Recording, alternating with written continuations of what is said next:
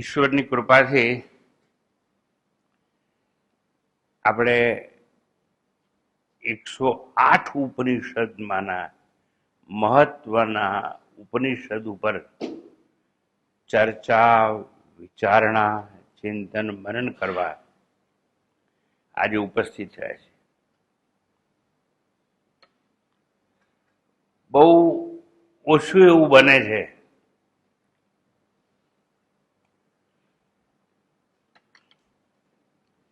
કે ઈશાવાસ્ય ઉપનિષદ ઉપર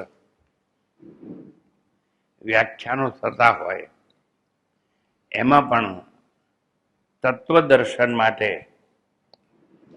આપણને આવી તક આપવામાં આવતી હોય. તો ઈશાવાસ્ય ઉપનિષદ એટલે શું?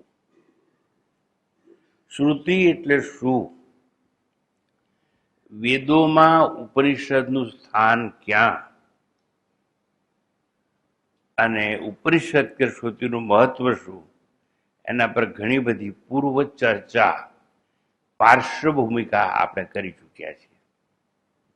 આજે શાંતિપાઠ બાદ આપણે શરૂઆત કરીશું ઈશાવાસ્યના મંત્રની. દરેક ઉપનિષદને પોતાનો એક એક શાંતિપાઠ હોય છે. એમાં જે ઈશાવાસ્ય ઉપનિષદ છે એનો અદ્ભુત શાંતિપાઠ છે. એ પૂર્વે એ શાંતિપાઠનું મર્મ, એ શાંતિપાઠનું રહસ્ય,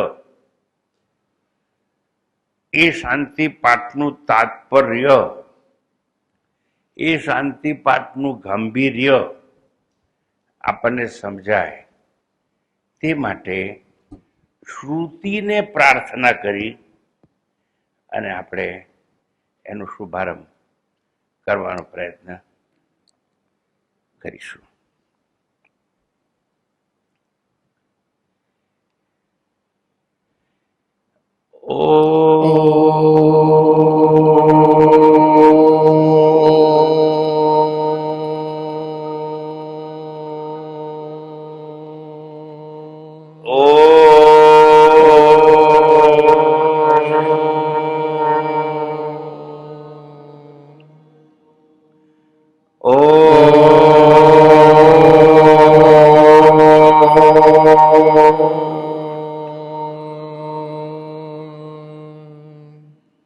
નમસ્તે સતે તે જગત કારણાય, નમસ્તે સતે તે જગત કારણાય, નમસ્તે ચિતે સર્વલોકા શ્રયાય, નમો દ્વૈત તત્વાય મુક્તિ પ્રદાય, નમો બ્રહ્મણે વ્યાપિને શાશ્વતાય, નમસ્તે નમસ્તે વિભો વિશ્વમૂર્તે, નમસ્તે નમસ્તે ચિદાનંદ મૂર્તે, નમસ્તે નમસ્તે તપોયોગ ગમ્ય, નમસ્તે નમસ્તે શ્રુતિ જ્ઞાનગમ્ય, નમસ્તે નમસ્તે શ્રુતિ જ્ઞાનગમ્ય. શ્રુતિ એટલે ઉપનિષદ. હે ઉપનિષદ, હે મધર શ્રુતિ, તને પ્રણામ કરી તારું રહસ્ય મારી સમક્ષ પ્રગટ કર એવી પ્રાર્થના કરવામાં આવે છે.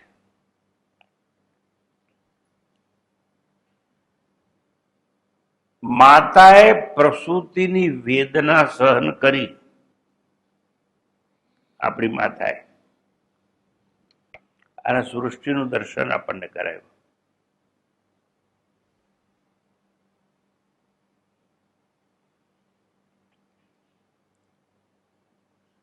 આ સૃષ્ટિ તો મળી ગઈ,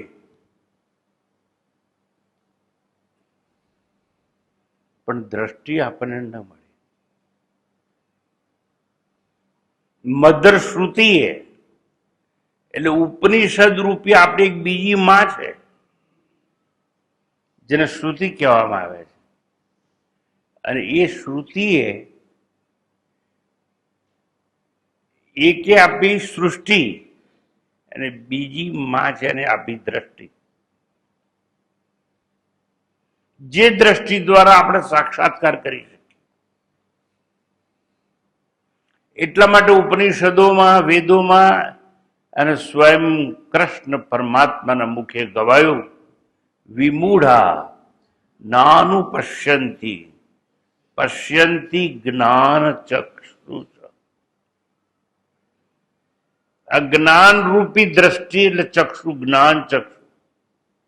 આ ચર્મ ચક્ષુથી પરમાત્માના દર્શન થવાના નથી. તો શેનાથી થશે? જ્ઞાન ચક્ષુથી. મારી માએ દુઃખ સહન કરી, પ્રસૂતિની વેદના સહન કરી અને સૃષ્ટિ આપી, પણ સૃષ્ટિનો સર્જનહાર કોણ એ ન બતાવી શકી માં.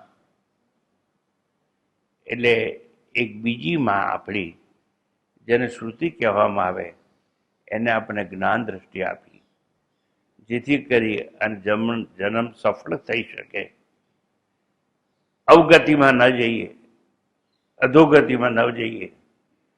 સદગતિ થાય એટલું જ નહીં, પણ સાક્ષાત્કાર છે એનું સામર્થ્ય આપણને પ્રાપ્ત થાય. એટલા માટે મધર શ્રુતિને, માં ભગવતી શ્રુતિને પ્રણામ કરી અને હવે ઈશાવાસ્ય ઉપનિષદનો શાંતિ પાઠ આપણે કરીશું. હું એક લાઈન બોલીશ, આપ સૌ એનું પુનરાવર્તન કરશો. ત્યારબાદ ઉપનિષદના મંત્રો ઉપર આવીશું. પણ ઉપનિષદના મંત્રો ઉપર આવતા પૂર્વે આપણે સમજવાનો છે શાંતિ પાઠ. શાંતિ પાઠ શા માટે? આપણે અશાંત છીએ એટલું જ નહીં, આપણી આજુબાજુનું વાતાવરણ અશાંત છે. આપણું મન અશાંત છે. આપણે બહિર્મુખી થઈ ચૂક્યા છે. We are all extrovert. We need to be introvert. પણ શું કરીએ? સૃષ્ટિની રચના જ એવી છે ને.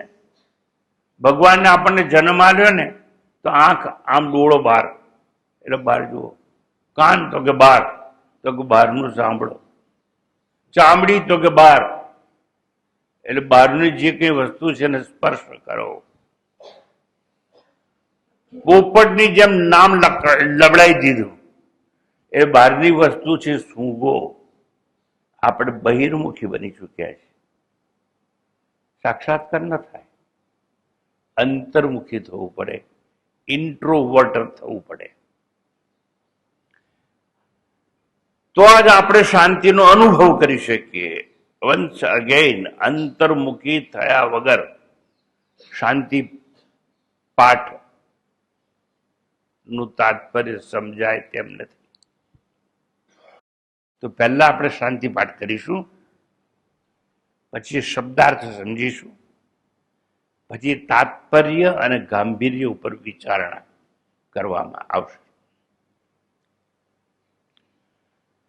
ઓમ પૂર્ણ પૂર્ણમદઃ પૂર્ણમિદં ॐ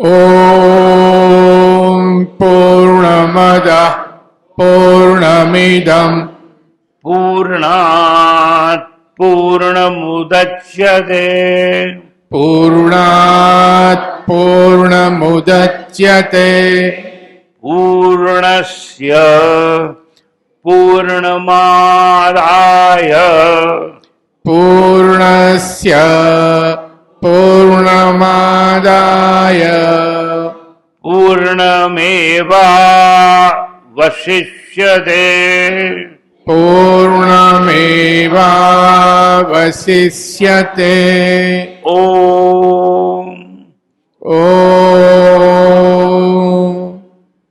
કોઈ પણ મંત્ર બોલાય એના પહેલા અને અંતે ઓમ બોલાવો જોઈએ. હવે તમે શાંત રહેજો. આ સંસ્કૃત મંત્ર હતો. રાજેન્દ્ર શાહ કરી અને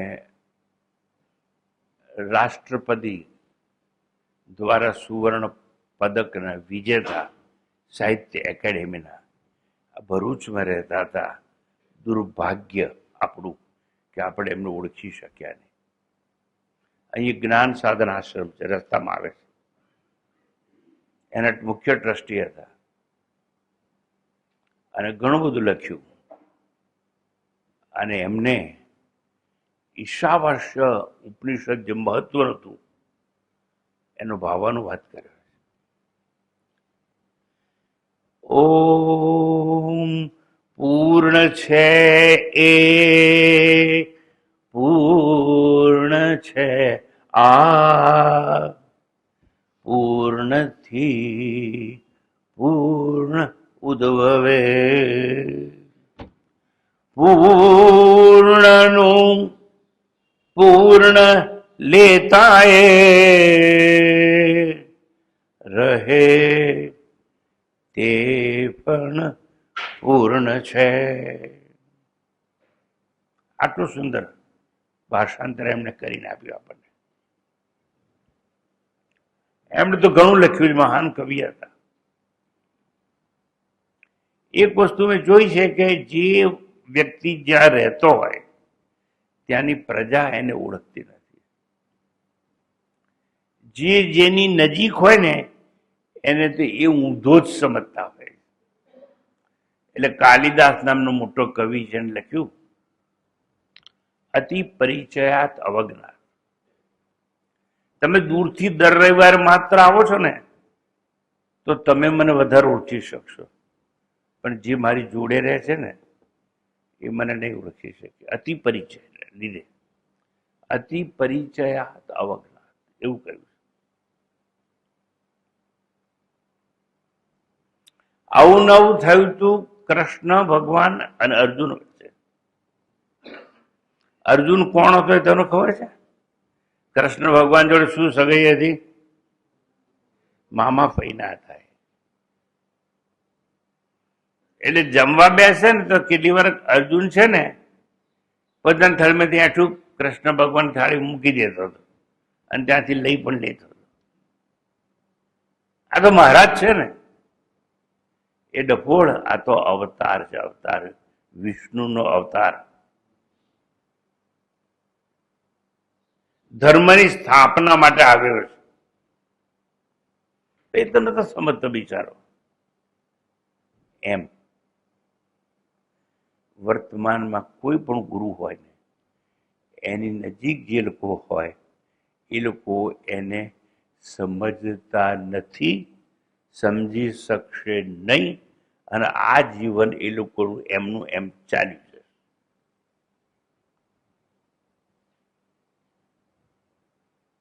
આ જે બોલે છે ને એ તમે હાથે ગિલ્લી ડંડા રમતા હતા એ હું ભણાવવાનો હતો. અતિ પરિચય અવજ્ઞાત. બીજા તમને ગુરુ માની શકશે, એ લોકો નહીં માની શકે. હું એટલા માટે કહું છું કે આ રાજેન્દ્ર શાહ ભરૂચમાં રહ્યા. કોઈ એમને મળવાય જતું નતું. રાષ્ટ્રપતિ એવોર્ડ વિનર. અને જે આશ્રમ રહ્યા એ Swami Swayam Jyoti Tirth, direct disciple of Swami Ram Tirth. And Ram Tirth was professor of mathematics in Lahore University. કારણ કે એ વખતે હિન્દુસ્તાન પાકિસ્તાનના ભાગલા થયા નતા. ઠીક છે, આ તો તમને સંસ્કૃત ન સમજાય. ઓમ પૂર્ણમદ પૂર્ણમિદમ, તેનું સુંદર ભાવાનુવાદ જેને કહેવાય, ભાષાંતર નહીં, એ ભાવાનુવાદ એમણે આપ્યો છે. ઓમ પૂર્ણ છે એ, પૂર્ણ છે આ, પૂર્ણથી પૂર્ણ ઉદ્ભવે, પૂર્ણનું પૂર્ણ લેતાએ રહે તે પણ પૂર્ણ છે. કેટલું સરળ કરી આવ્યું આપણને. હવે આપણે શબ્દાર્થ સમજીશું. તમારા સદભાગ્ય છે કે આવું બધું ભેગું કરી પરિશ્રમ કરીને હું તમને સમજાવવાનો પ્રયત્ન કરું.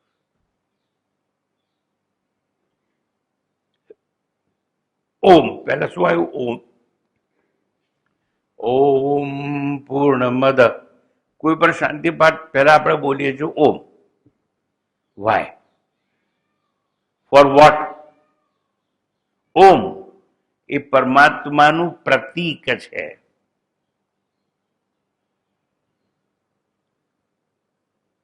ખૂબ સરળતાથી તમને સમજાવવાનો પ્રયાસ કરીશ. તમારે ધીરજ થોડી રાખવી પડશે, કારણ કે મારા ચશ્મા તૂટી ગયા છે અને રિપેરિંગમાં છે. એટલે વગર ચશ્મે હું તમને સમજાવવાનો પ્રયત્ન કરું છું. ઓમ એને પ્રતીક કહેવાય. પ્રતીક એટલે સિમ્બલ કહેવાય. સિમ્બલ એટલે નિશાની કહેવાય.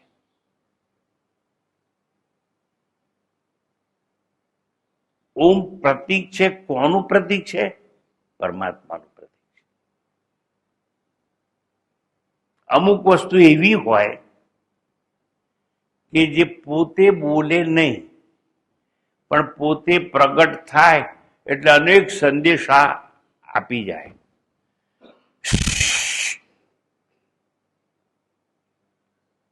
શિક્ષકાએ અને આમ કર્યું એટલે છોકરાઓએ ડાયા હોય ને, ડાહીમાના, તે સમજી જાય કે ચૂપચાપ રહેવાનું, બોલવાનું નહીં.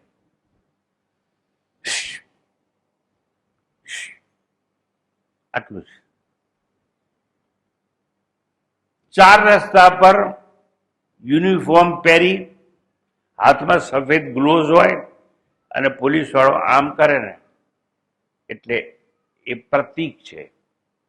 સમજી ગયા? આપણે ઊભા રહેવાનું. પછી પોલીસ વાળો સફેદ મોજો પહેર્યો હોય અને આમ કરે, મોડેથી બોલતો નથી.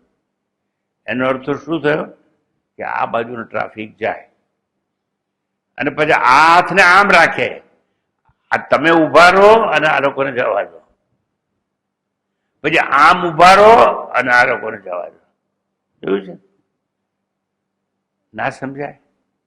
રેલવે ટ્રેનમાં સિગ્નલ પડે, આમ સિગ્નલ પડી જાય એટલે ગાડીને ઊભા રહેવું પડે. સિગ્નલ ઊંચો થાય એટલે ટ્રેન ચાલવા. આ બધા શું છે? પ્રતીકો છે, સિમ્બલ છે.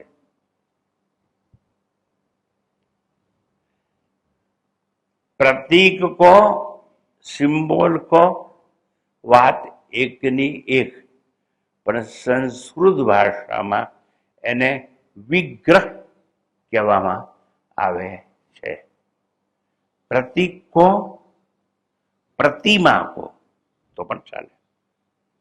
આ દેવીની પ્રતિમા છે એટલે અંબા માં છે, કાળકા માં છે.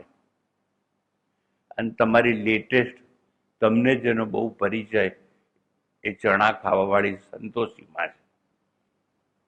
શુક્રવારના દાડે બધા લોકો બહેનો આજકાલ નવું એક વ્રત કરતા હોય,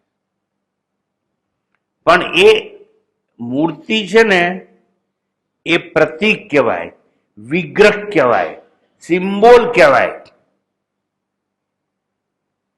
એ પોતે ભગવાન નથી,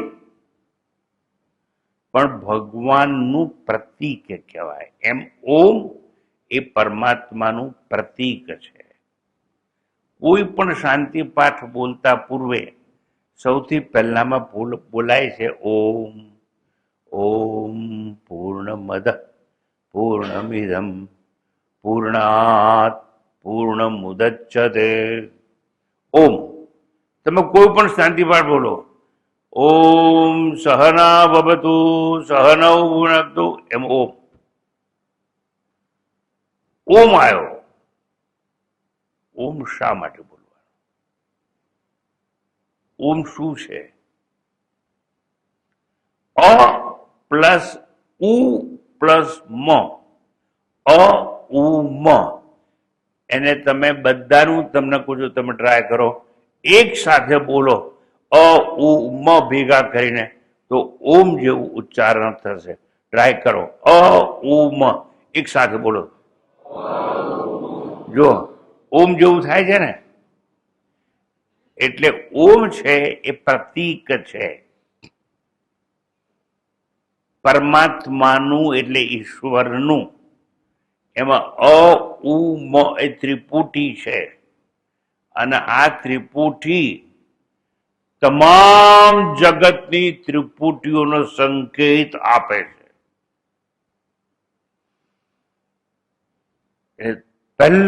પહેલી મોટા મોટી ત્રિપુટી એટલે બ્રહ્મા, વિષ્ણુ અને મહેશ. બ્રહ્માજી જેને સૃષ્ટિનું સર્જન કર્યું તે, વિષ્ણુજી સર્જન તો થઈ ગયું, પણ આ ઝાડ છે ને એ સુકાઈ જાય ને એટલે એને વરસાદી પાણી આપવામાં આવે, એ વિષ્ણુનું કામ છે. તમારો જન્મ તો થઈ ગયો, પણ સૂક લકડી થઈને મરી ના જાઓ, એટલે તમારું પાલન પોષણ કરવા માટે વિષ્ણુ ભગવાને અનાજ ઉગાડ્યું, એટલે એને પાલન પોષણ કરતા કહેવામાં આવે. શંકરજી એટલે તમે અજ્ઞાનમાં ગમે ત્યાં અથડાવ નહીં ને,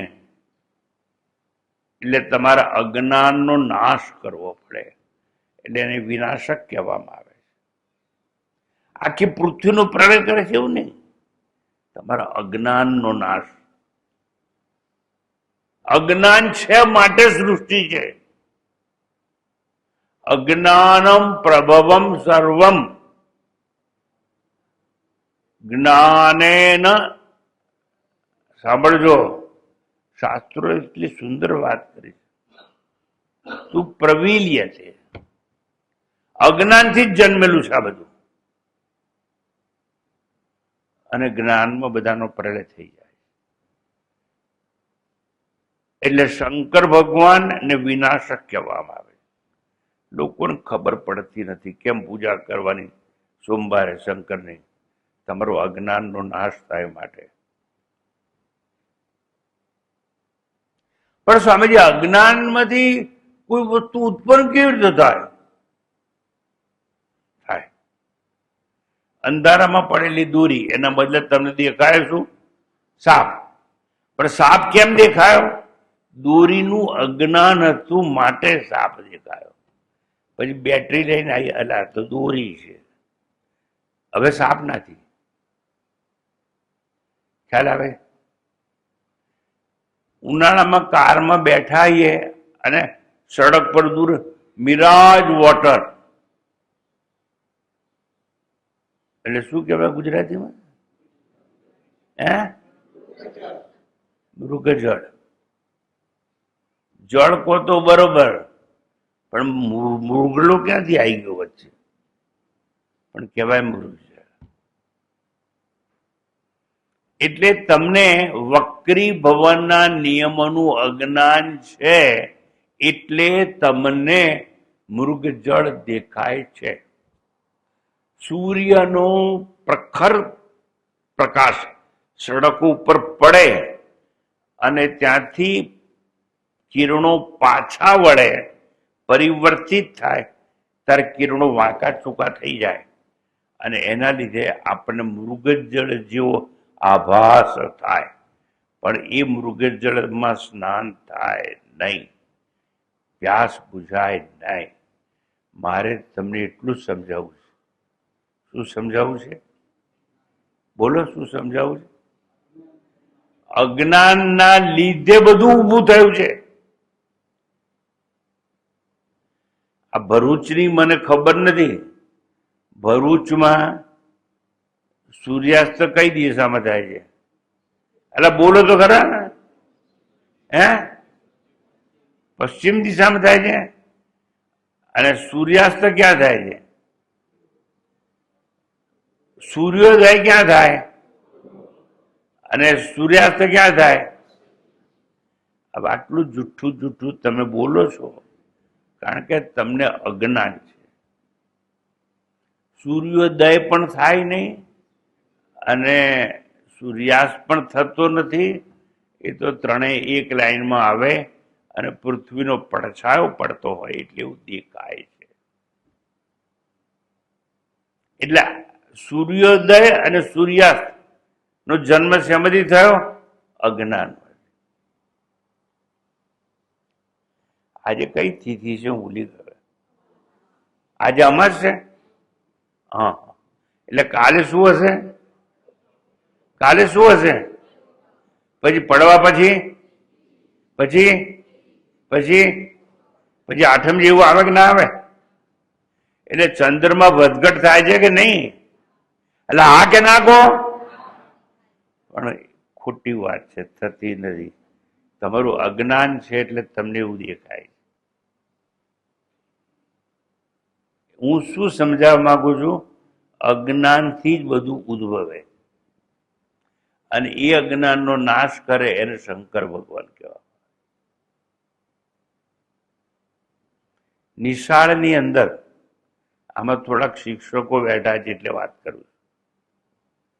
સાયન્સના ટીચર હોય ને એ કાચનો જાર લે, કાચનો જાર, વાસણ કાચનું, અને પછી એક લાકડી મૂકી આમ અંદર વાંક્યા આમ લાકડી મૂકી પછી છોકરાઓને પૂછે લાકડી કેવી દેખાય છે? સર વાંકી છે. પછી એને બહાર કાઢ્યું. હા તો સિદ્ધિ છે સિદ્ધિ, પણ દેખાય કેવી? શું કામ એવું થાય છે? વક્રી ભવનના નિયમોના લીધે. પણ એનું અજ્ઞાન હોય એટલે વાંકી દેખાય, પણ લાકડી વાંકી હોતી નથી. આટલું સમજાયું? પહેલી ત્રિપુટી બ્રહ્મા, વિષ્ણુ અને મહેશ. શંકર ભગવાન અજ્ઞાનનો નાશ કરે. અજ્ઞાનમ પ્રભવમ સર્વમ. અજ્ઞાનમાંથી જ આ બધું પેદા થયું.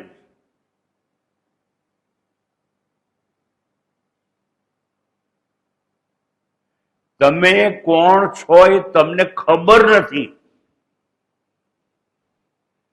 એટલે દર વર્ષે હેપી બર્થડે ટુ યુ.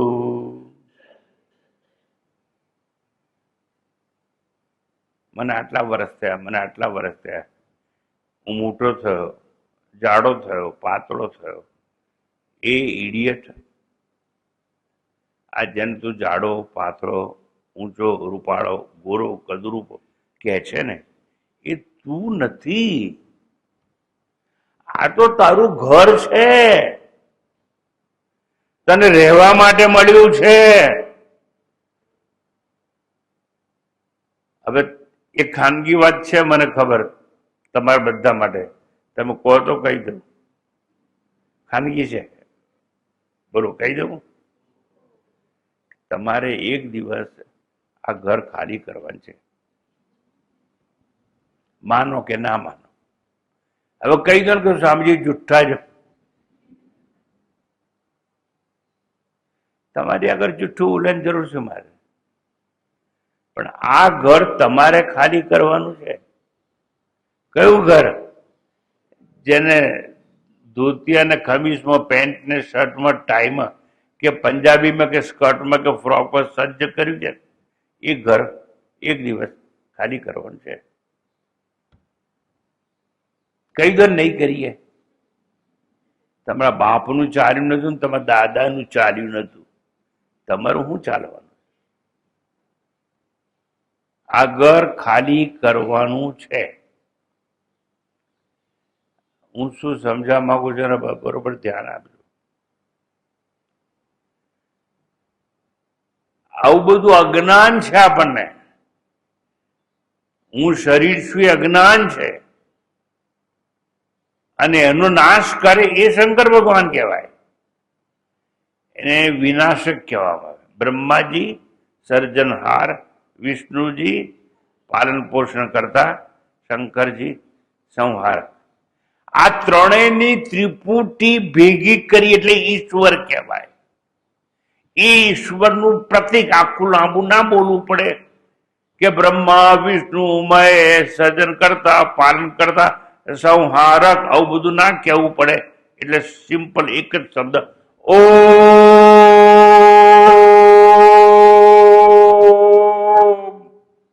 આવી ગયો. એટલે એને શું કહેવાય? પ્રતીક. બ્રહ્મા વિષ્ણુ મહેશનું પ્રતીક. તમને સમજાય છે ખરું ભાઈ? આ હું કકરાટ કરું છું, સમજાય છે ખરું?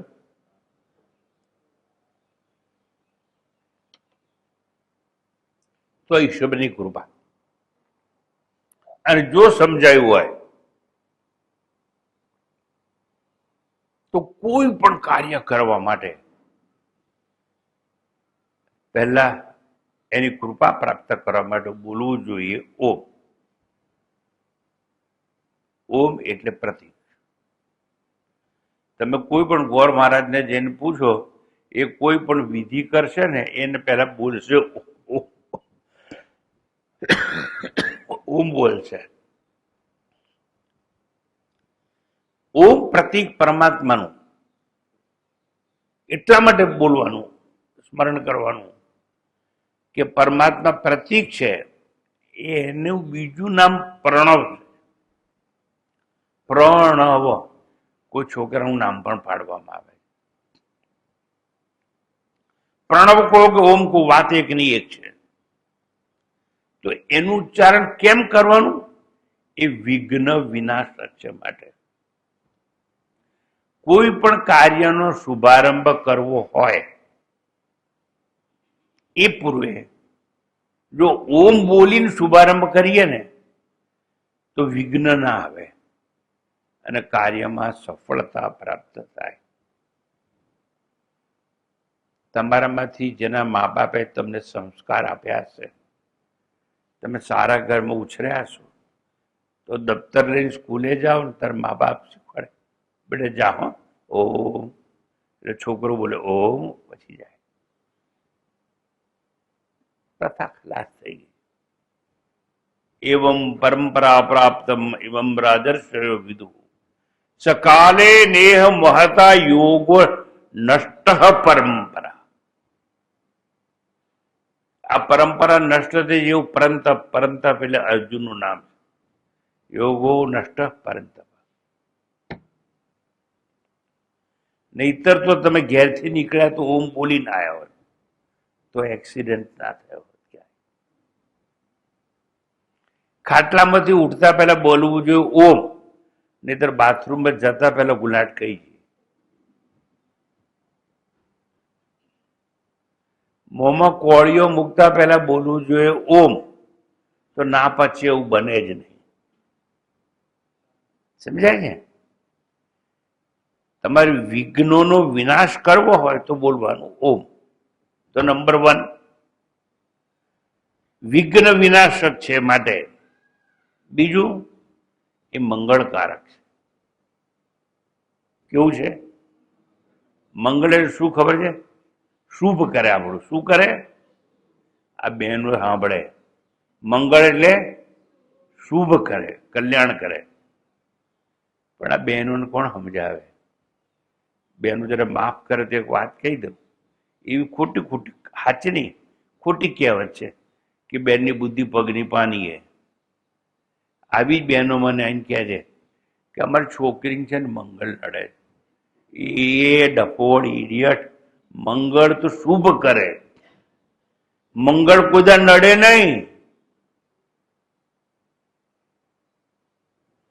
અને ધારો કે કોઈ એમ કે મને મંગળ નડે છે, તો એ મંગળ આંખે દેખાય છે? લાખો કરોડો માઇલ દૂર છે.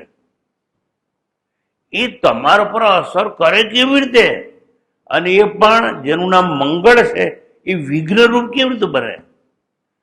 પણ આ વેમ અને બાધાવાળા અને મૂર્ખ લોકો આવું માનતા હોય.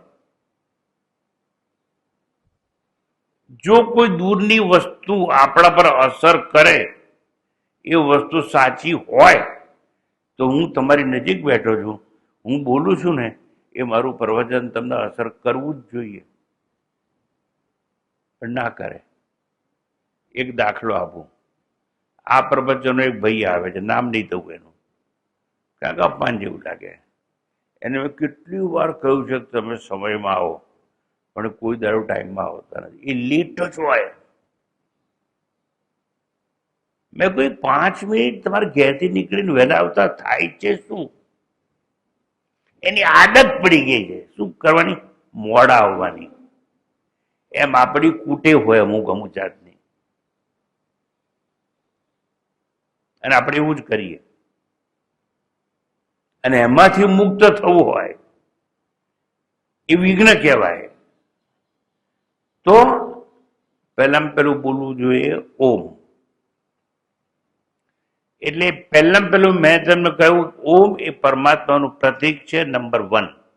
નંબર 2, વિઘ્ન વિનાશક છે. તમારા કાર્યમાં વિઘ્ન આવતા હોય તેને દૂર કરે એટલા માટે બોલવું જોઈએ ઓમ.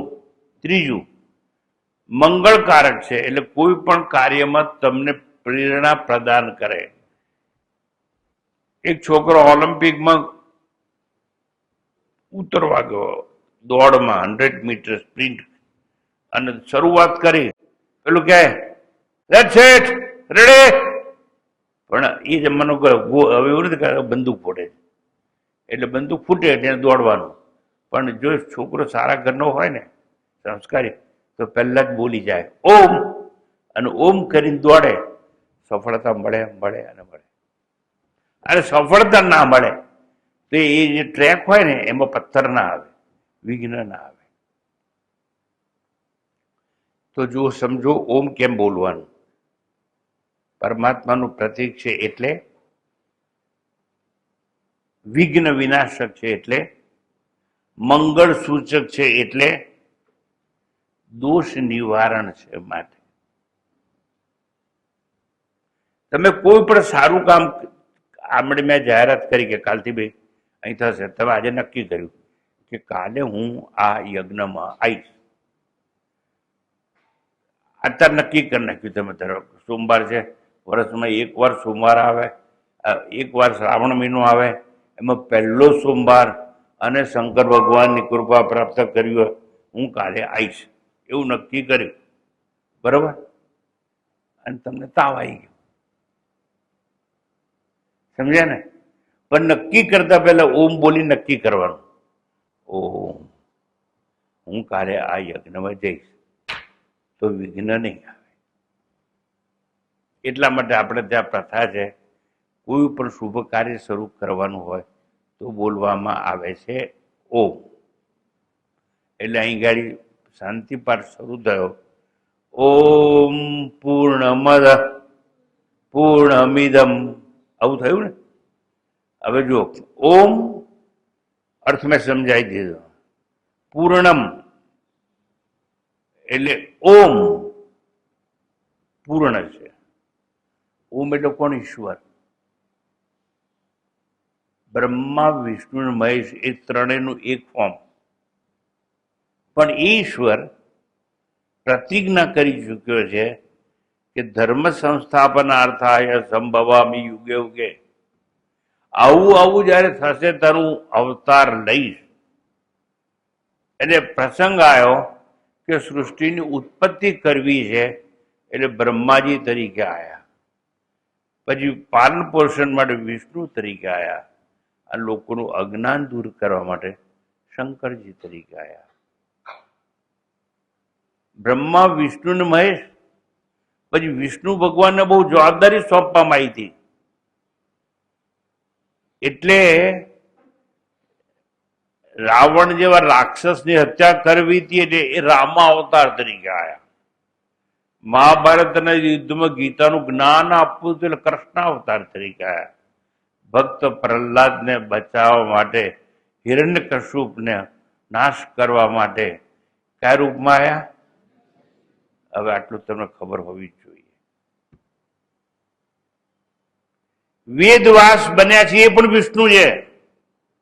દત્તાત્રેયનું સ્વરૂપ છે એ પણ વિષ્ણુ છે.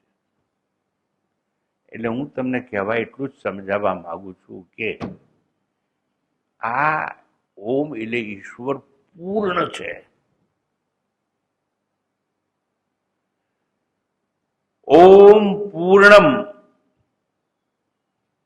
અને એને પૂર્ણમ અદહ એવું કહ્યું. પૂર્ણ મદહ, આ થોડું સંસ્કૃત સમજવાનું. પૂર્ણમ એટલે પૂર્ણ છે, અદહ જોડાયેલો છે અંદર. અદહ એટલે તે ઓમ એટલે ઈશ્વર પરમાત્મા પૂર્ણ છે. ઓમ પૂર્ણમદ એટલે તે પરમાત્મા પૂર્ણ છે. પૂર્ણમિદમ પછી બીજો શબ્દ આવ્યો. એ ભગવાન છે, પરમાત્મા છે, એ તો પૂર્ણ છે જ, પણ પૂર્ણમ ઈદમ, ઈદમ એટલે આ ગુજરાતી અને સંસ્કૃત બંનેના સર્વનામ કહેવાય. જ્યારે કોઈનું નામથી ના બોલાવવું હોય અને બીજો પ્રયોગ કરવામાં આવે એને સર્વનામ કહેવામાં આવે છે. ઓ કાકા, નામ ખબર નથી? ઓ, એ, આ બધા સર્વનામ છે. તો પૂર્ણમ ઈદમ, આ એટલે આ જગત, આ સૃષ્ટિ, જેના માટે આપણે આ વાપરીએ એ સર્વનામ કહેવાય. આ ચશ્મા છે, આ પાણીનો ગ્લાસ છે, આ આકાશ છે, એમાં પૃથ્વી છે, સૃષ્ટિ છે આખું જગત. એટલે પૂર્ણમ ઈદમ, પરમાત્મા તો પૂર્ણ છે, પણ આ સૃષ્ટિ છે ને એ પણ પૂર્ણ જ છે. પૂર્ણમ એટલે આ. અંગ્રેજીમાં આપણે ધીસ વાપરીએ. This is an universe. અને આપણે ગુજરાતીમાં કહે છે આ સૃષ્ટિ છે. હિન્દીમાં કેવું તો યહ ब्रह्मांड है, जगत है, एवं यह वपराय. यह को, दिस को કે આ को, વાત બધી એકની એક. ય, દિસ અને આ જેને માટે વપરાય એ સર્વ પૂર્ણ જ છે. સર્જનહાર એટલે જેણે આ જગતનું સર્જન કર્યું એ જો પૂર્ણ છે, તો જે સર્જન થયું છે ને એ કદાપી અપૂર્ણ હોય નહીં. પહેલા સાંભળજો, પછી શ્રવણ કરી અને સમજજો. સર્જનહાર હોય એ પૂર્ણ હોય, તો એ જે સર્જન કરે એ કોઈ દિવસ અપૂર્ણ હોય નહીં. કારણ કે એક છે કારણ અને બીજું છે કાર્ય. કારણ જો પૂર્ણ હોય તો કાર્ય છે એ પણ પૂર્ણ જ હોય. તમે 1 તોલો સોનું લઈ અને સોનીને ઘેર ગયા કે આ 1 તોલો છે, એમાંથી બંગડી બનાવીને આપ. એટલે તોલો 1 તોલો પૂર્ણ હતું, પણ જો 1 તોલામાંથી બંગડી બનાવી અને ભેળસેળ ના કર્યું હોય તો એ 1 તોલો હતું ને એ બંગડીમાં પણ કેટલું જ હોય? 1 તોલો જ હોય, એના જેટલું જ હોય. કારણ જો પૂર્ણ હોય, એમાંથી બનેલું કાર્ય છે એ પણ હંમેશા પૂર્ણ જ હોય. સર્જનહાર પૂર્ણ છે, સર્જન કદી અપૂર્ણ ન હોય. કારણ જ કાર્ય બને છે માટે, કારણ જ કાર્ય બને છે માટે. લીમડાની લીમોડી જો ખાધી હોય અને કડવી લાગી હોય અને એ જમીનમાં તમે વાવો અને પછી જો લીમડો થાય, ઝાડ થાય, તો એના પાંદડા અમૃત જેવા મીઠા હોય ના. કેમ? જેવું કારણ હોય એવું જ કાર્ય થાય. અને લીમડાનું દાંતણ કરો તો કડવું જ લાગે, વડનું કરો તો કડવું લાગે નહીં. એટલે કારણ જો પૂર્ણ હોય તેમાંથી જે જન્મે છે કાર્ય એ પણ હંમેશા પૂર્ણ જ હોવું જોઈએ. એટલે અહીં કહે છે ઓમ પૂર્ણમદ પૂર્ણમિદમ ઇદમ, એટલે આ જગત, જેના માટે આ ય ધીસ વપરાય એ પણ પૂર્ણ છે. પૂર્ણાત પૂર્ણમ ઉદચ્યતે, બીજી લાઈનમાં એવું આવ્યું. પૂર્ણાત એટલે પૂર્ણ બ્રહ્મથી, પૂર્ણ બ્રહ્મ એટલે અધિષ્ઠાન કહેવાય જેને. પૂર્ણ બ્રહ્મથી પૂર્ણમ પૂર્ણ જગત રૂપી કાર્ય ઉદ્ભવે છે. કારણ છે એ જો પૂર્ણ હોય તેમાંથી જે જન્મે કાર્ય એ હંમેશા પૂર્ણ જ હોય, એ કદાપી અપૂર્ણ હોઈ શકે નહીં. કારણ કે કારણ જ કાર્યમાં અનુસ્યુત છે. નંબર 1, કારણ જ કાર્ય બને છે. સમજો બરાબર. એટલે સોનું જ દાગીના બને છે. સોનું એટલે કાર્ય, કારણ. અને બંગડી બની ગઈ એ દાગીના, તો સોનું જ શું બની જાય છે? દાગીના બને છે. એટલે સોનું પૂર્ણ હોય તો દાગીના કેવા, બંગડી કેવી હોય? પૂર્ણ જ હોય. 1 તોલો સોનામાંથી જો બંગડી બની જાય અને તમે બજારમાં વેચવા જાઓ તો તમારી પાસે 5 દાગીના હોય, બંગડી પણ હોય, અછોડો પણ હોય, કાનના એરિંગ હોય, બધા સોનાના હોય. તો એ બધા તો જુદા જુદા છે. એરિંગ જુદું છે, બંગડી જુદી, અછોડો જુદો, તો બધાનો ભાવ જુદો જુદો આવે ના. બંગડીનો અછોડાનો ભાવ ના હોય, એ તો નામ છે ખોટા ખોટા. મોલ તો સોનાનું જ હોય. તમે વેચવા જાઓ ને દાગીના લઈને, એટલે પેલું એક જ બધું એક તાજવા મૂકી દઈને કહી દે કે આટલું વજન છે, એટલા પૈસા લો. પણ તમારાથી ઝઘડો ના થાય કે બંગડીનું વજન જુદું કરો ને પેલાનું વજન. એટલે ભાવ સોનાનો હોય, બંગડી તો નામ છે. સોનું જ કારણ કહેવાય અને કારણ કાર્ય બની ગયું છે. એટલે હું શું કહેવા માંગુ સમજો. કારણ કાર્યથી દૂર જઈ શકે નહીં. હું તમને પૂછું છું, તમારા હાથમાં સોનાની બંગડી છે, એટલે છે કે નહીં? કોકે તો પહેરી છે ને.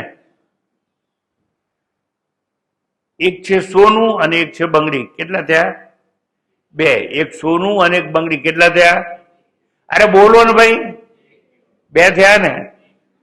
તો એવું કરો, બંગડી તમે રાખો, સોનું મને આપી દો. એટલા ઉદાર તો બનો આજે. સારું, એવું ના કરું તો એવું કરો કે સોનું મને આપો ને બંગડી તમે રાખો. અરે ડફોડભાઈ, બોલાય બે પણ હોય એક. સોનું જ બંગડી બની ગઈ છે, લાકડું જ ખુરશી બની ગઈ છે, રૂ જ વસ્ત્ર બની ગયું છે. સમજાય છે તમને? એટલે કારણ પોતે કાર્યમાં ગુમનામ થઈ ગયું.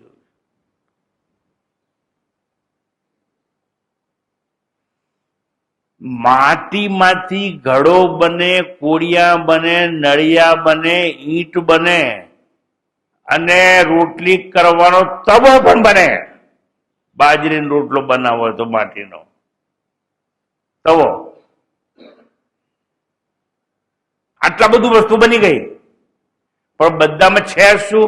થોડો ઘડો નીકળે શું? ટુકડા. પણ છે તો માટી, માટી ને માટી. હવે મારે તમને પૂછવું છે, સોનાથી બંગડી કેટલા માઇલ દૂર છે? ના હોય. માટીથી ઘડો કેટલો દૂર છે? દૂર હોય ને, એક જ છે. એ તો બોલાય બે.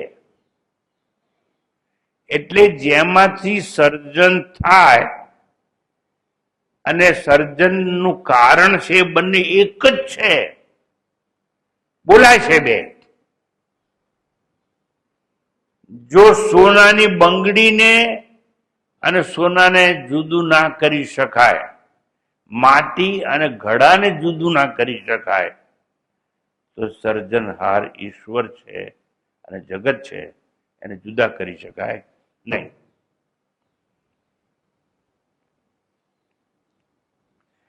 લીંબોડી વાવી અને લીંબોડીમાંથી મૂળિયા, થડ, દાણા, પાંદડા, લીંબોડી અને એમાંય પાછું બીજ. એટલે લીંબોડી જ લીમડો બની ગઈ છે. તમે પાંદડું તોડી લીમડાનું કહો કે લીંબોડી કેટલી દૂર છે, તો દૂર હોય નહીં. હવે મારે તમને એક વસ્તુ પૂછવી છે. લીંબોડી પહેલી વાવી હોય, ગોટલી પહેલી વાવી હોય, ટેટો પહેલો વાયો હોય અને ત્રણેયમાંથી ઝાડ થઈ ગયા, અને હવે તમે ત્યાં ઉભા રહી એવું પૂછો કે પહેલી ગોટલી વાઈથી મને બતાવો. બોલો, બતાવી શકશો? સાચું કહો. હા કહો કાં તો ના કહો. કેમ ના બને? દેખાય કેમ નહીં?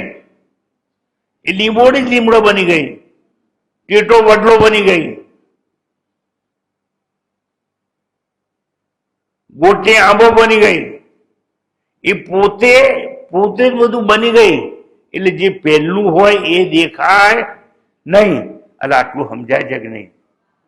એટલે કાં તો આગો કાં તો ના કોની આવે. જો એટલું સમજાવતું હોય તો મારે એ કેવું, સર્જનહાર જેને ઈશ્વર કહેવામાં આવે. ઈશ્વર દરિયો બની ગયો, ઈશ્વર નદી બની ગયો, ઈશ્વર સૂર્ય બની ગયો, ઈશ્વર ચંદ્ર બની ગયો, ઈશ્વર જો સિતારા બની ગયો, ઈશ્વર આકાશ બન્યો, પૃથ્વી બન્યો, જળ બન્યો, ભૂચર, ખેચર, જળચર જે કંઈ છે ઈશ્વર બધું બની ગયો. પછી ઈશ્વર દેખાય ખરો? એટલે હા કોને દેખાય? સાચું કો દેખાય? એવું કહી દઉં ને સ્વામીજી તમે ગપ્પા મારો છો. એટલે ઈશ્વર દેખાય નહીં, કારણ કે ઈશ્વર બધું બની ગયો છે. હવે એ ઈશ્વર જો બધું બની ગયું ને આપણે ઈશ્વરને બાથ ભીડવી હોય તો લીમડાને બાથ ભીડો. અને અંગ્રેજીમાં ઘણા લોકો આવીને કહે છે ને, Swamiji I want to હગ you, એટલે હું તને આલિંગન કરવા માંગુ છું. એ તમે ઈશ્વરને આલિંગન કરો. તમને સમજાય તો બધામાં ઈશ્વર છે. ઘડો, ઈંટ, કોડિયા, નળિયા બધામાં જો માટી હોય અને બધા દાગીનામાં સોનું હોય તો કારણ છે એ કાર્યમાં સંસ્કૃત ભાષામાં કહેવાય અનુસ્યુત થઈ ગયું છે. અને જ્યારે અનુસ્યુત થઈ જાય ત્યારે બંને એક જ હોય, છૂટા પાડી શકાય નહીં. એવી રીતે ઈશ્વર જો બધામાં જ હોય, પેલા તમને પૂછું છું, સૂર્યમાં, ચંદ્રમાં, તારામાં, આકાશમાં બધામાં છે કે નહીં? જોરથી કહો હા કે ના. જો બધામાં હોય તો તમારી અંદર પણ છે. સત્યમ જ્ઞાનમ અનંતમ બ્રહ્મ યો વેદ નિહિતમ ગુહાયામ.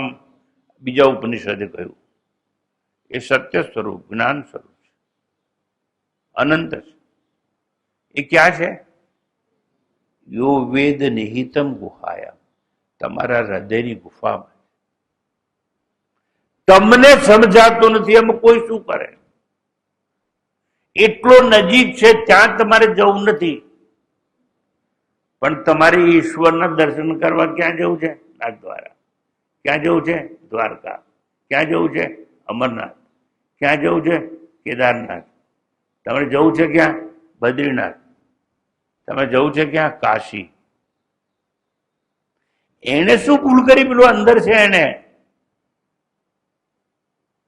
તત્વજ્ઞાન સમજાતું નથી. એટલે ધીરે ધીરે હું ગહન તત્વો પર આવું છું. આ બધું સમજાયા બાદ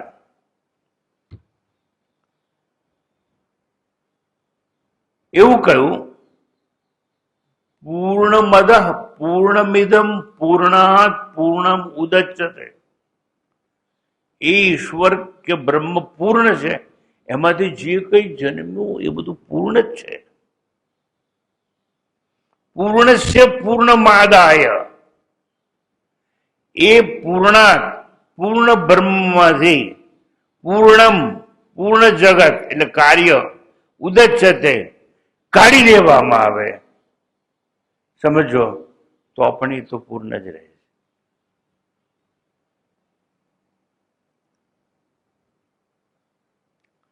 હવે આવું સમજાવતા અને તમને સમજતા થોડી વાર લાગશે,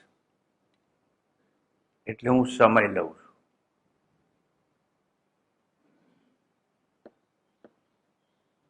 અત્યારે માત્ર સંકેત આપીશ અને બીજી વાર આવશો તો સમજાઈશ. કારણ કે મારી એક લિમિટ છે અને મને ભગવાને સમયની લિમિટ આપવામાં આવી કે 1 કલાક થઈ ગયો, આગળ બોલીશ નહીં. 1 કલાક થઈ ગયો.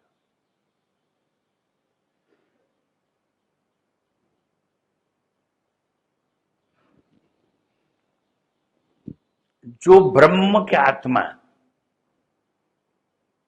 પૂર્ણ હોય, એમાંથી જ આ જગત ઉત્પન્ન થયું હોય, એવું સમજાવવા માટે કહું છું. માટીમાંથી એક ઘડો ઉત્પન્ન થયો. જ્યાં જુઓ તો માટી માટી માટી, ગળામાં ઉપર નીચે આજુબાજુ બધે માટી. ગળાથી તસું માત્ર દૂર જઈ શકે તેમ નથી.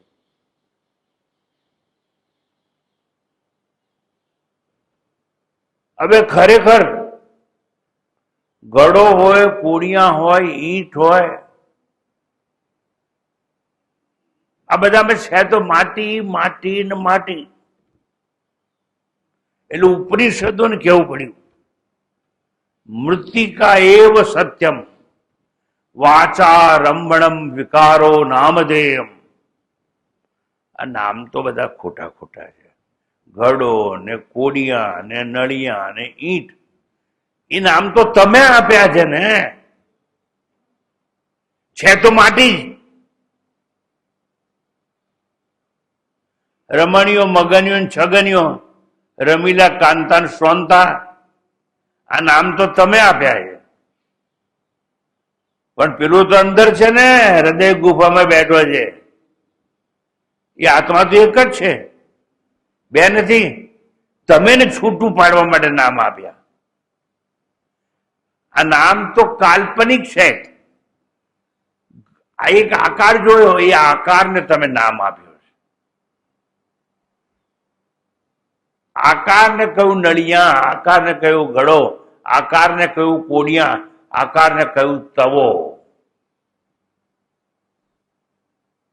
આકાર તો ખોટો ખોટો છે. એ તો કુંભારે હાથ નાખીને આમ બનાવેલો ઘડો થઈ ગયો.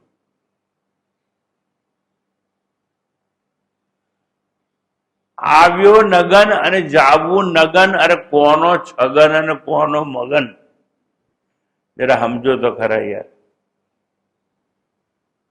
તો એક બાપ આઈને કહે છે કે મારે 4 છોકરા છે અને 2 છોકરીઓ, અને બધાના નામ અલગ અલગ છે. આ તારા તે કીધું ને કે 4 છોકરા ને 2 છોકરીઓ, એ તો એક માળાના મણકા છે. બધામાં પરોવાયેલો દોરો તો એકનો એક જ છે. દોરો એક હોય ને મણકા જુદા હોય, ને મણકા ખોટા હોય, આવનારા જનારા હોય, મણકા ફરનારા હોય, અને સૂત્ર ફરે નહીં. એ માળાની મણકાને ભીતે લટકાવી દો ને, એક ફૂલ હોય હાર અહીં લટકાવી દો ને, 1 દાડો 2 દાડા 3 દાડા 4 દાડા ફૂલ બધા ખરીને પડી જવાના, દોરો ત્યાંનો ત્યાં રહેવાનો. એને સૂત્રાત્મા કહેવાય. ટૂંકમાં અહીં આપણને એવું સમજાવવામાં આવે છે કે બ્રહ્મ તો પૂર્ણ છે, અને પૂર્ણમાંથી આ જગત જન્મેલું છે એ પણ પૂર્ણ જ છે.